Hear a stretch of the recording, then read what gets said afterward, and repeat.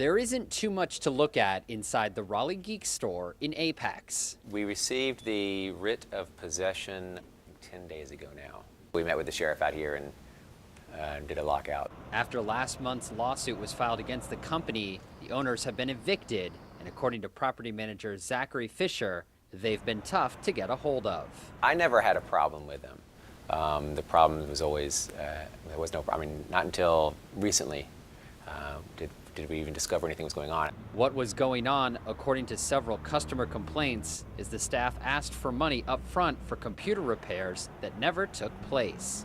Some customers say when they asked for a refund, the company refused. It's been 1 month since they were ordered to return all equipment, but the owners haven't been around to help do that. All 4 Raleigh Geek stores in Wake County remain closed, but landlords are working with the Attorney General's office to get access to the stores and return equipment to all customers. It's very frustrating when you have a business that says they're going to do something and they don't. After a break-in at the Raleigh store, the Attorney General's office says they've been careful about collecting the equipment. The lawsuit filed was a civil action, but that could be just the beginning. We're working through the civil courts to make sure this business is stopped and to make sure they get their equipment back. Equipment back from a company that is out of business and under investigation. In Wake County, Andy Madison, Time Warner Cable News. Ron Franzel remembers the day the dam breached in 2012. I was up early in the morning watching it and seeing it fail.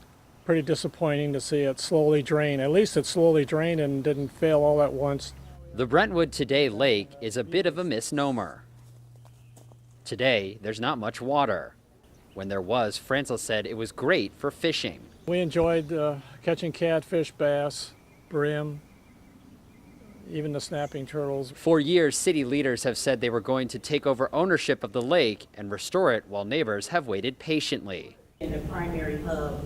The wait may have ended after the city council voted last week to stop plans to restore the lake. We're disappointed that the lake is not going to be restored. Last week's vote brings an end to an issue the city has been dealing with for 20 years. Now it will also be up to the city to decide what's next for the Brentwood Today Lake.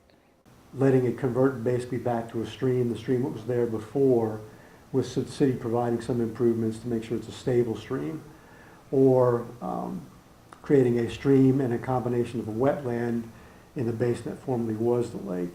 Senior says maintaining the lake has been part of the ongoing back and forth with the Brentwood community. Nobody wants to maintain it, and under that scenario, the city's not interested in building a lake back. It's still nice. Franzel gets the feeling it will end up as a stream.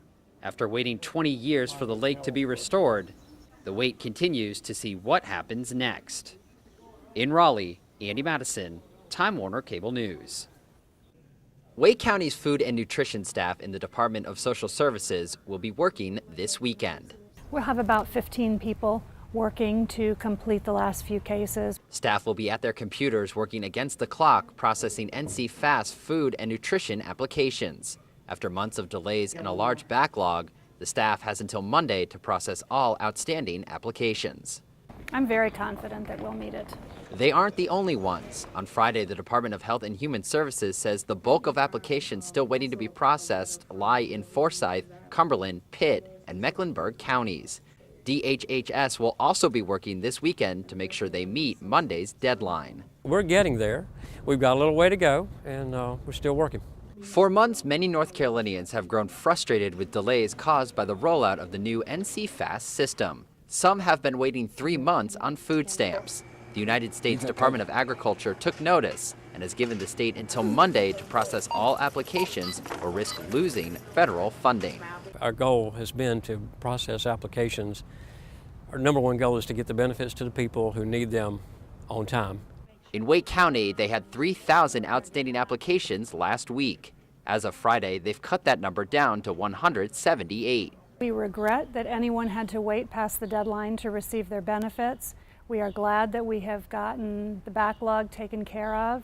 In Raleigh, Andy Madison, Time Warner Cable News. It's been more than 6 months since Jesus Huerta's death. Police say he shot and killed himself in the back of a police car after he was searched by Officer Samuel Duncan. Let's put it this way, he failed to find the firearm. Right. So whatever process he used didn't quite work in this instance. Chief Lopez says Officer Duncan was suspended by the department for violating 2 general orders. The incident is one of 3 officer-involved shootings that happened in a 4-month span, and the focus of a new report released Monday detailing new policies for officer-involved shootings. Among them, now the police department must provide a report within 1 week to the city manager. I think it's a move towards being as transparent as we wanted to be then, but we're unable to be. Officers are now also required to go through an updated 2-hour course about conducting searches.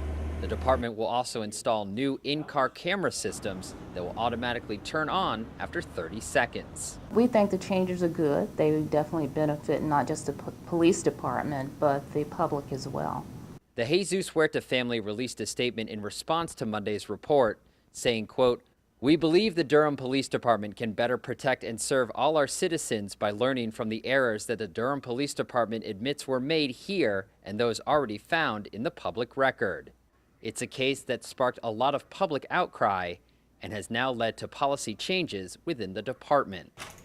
In Durham, Andy Madison, Time Warner Cable News.